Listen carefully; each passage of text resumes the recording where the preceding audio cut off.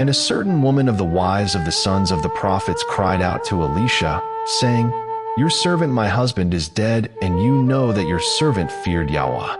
The lender has come to take my 2 sons to be his slaves.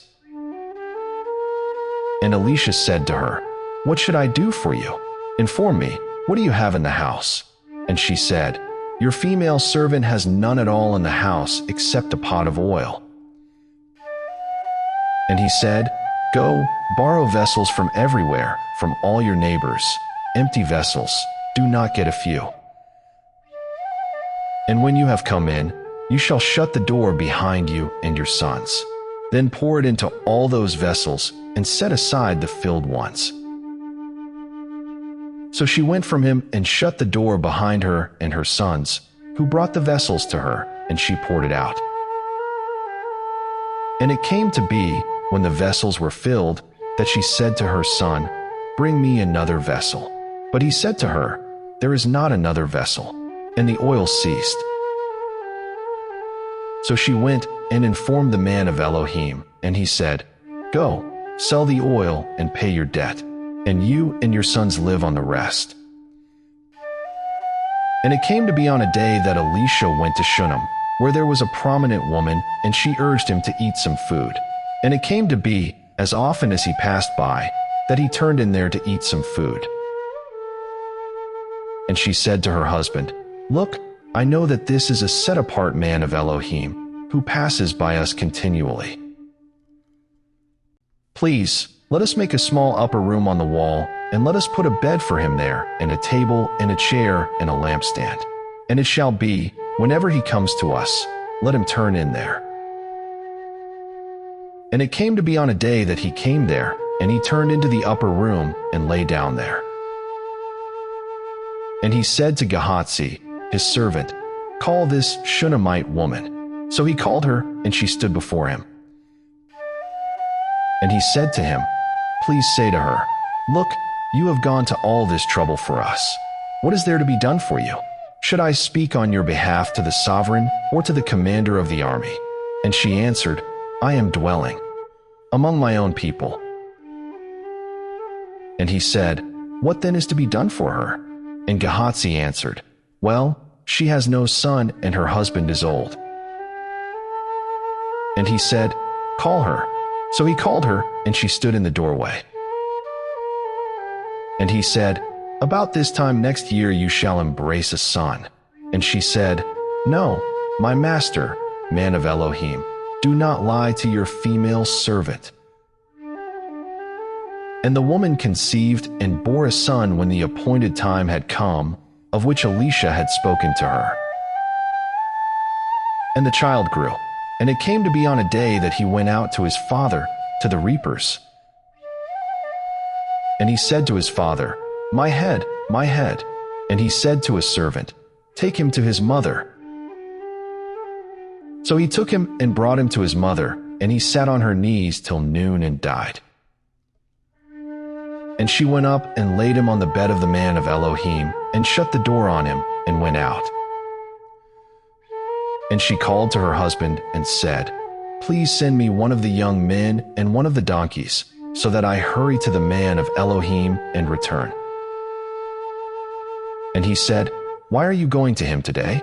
It is neither the new moon nor the Sabbath. And she said, It is well. And she saddled the donkey and said to her servant, Drive and go, do not slow down, except I speak to you. And she went and came to the man of Elohim at Mount Carmel. And it came to be, when the man of Elohim saw her at a distance, that he said to his servant Gehazi, See, the Shunammite woman. Please run now to meet her and say to her, Is it well with you? Is it well with your husband? Is it well with the child? And she answered, It is well.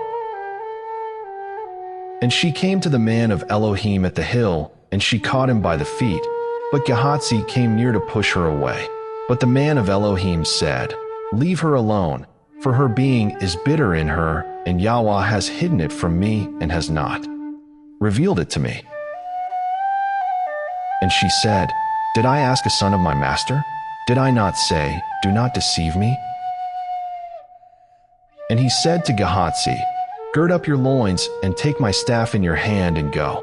When you meet anyone, do not greet him, and when anyone greets you, do not answer him. And you shall lay my staff on the face of the child." And the mother of the child said, "As Yahweh lives, and as your being lives, I do not leave you." And he rose and followed her. And Gehazi went on ahead of them, and laid the staff on the face of the child. But there was no voice and there was no hearing. So he went back to meet him and reported to him, saying, "The child has not awakened."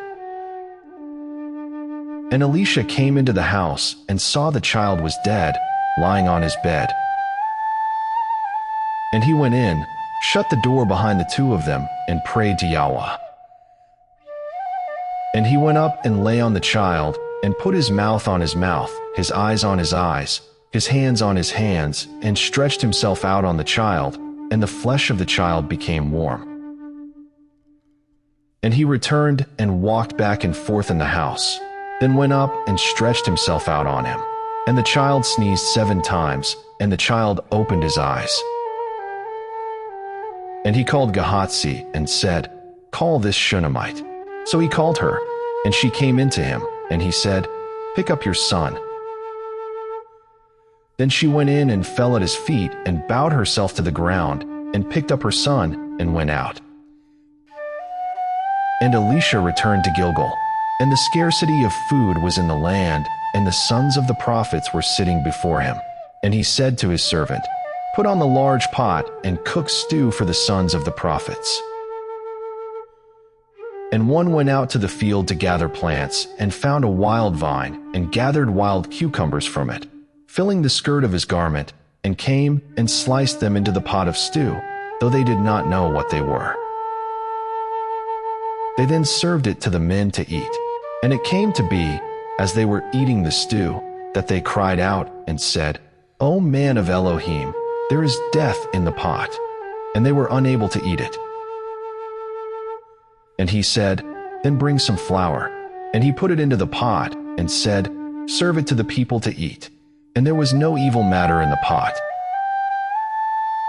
Now a man came from Baal-Shalisha, and brought the man of Elohim bread of the first fruits, 20 loaves of barley bread, and newly ripened grain in his knapsack.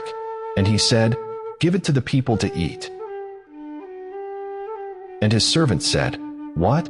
Do I set this before 100 men? And he said, "Give it to the people to eat. For thus said Yahweh, eat and have some left over." And he set it before them, and they ate, and had some left over, according to the word of Yahweh.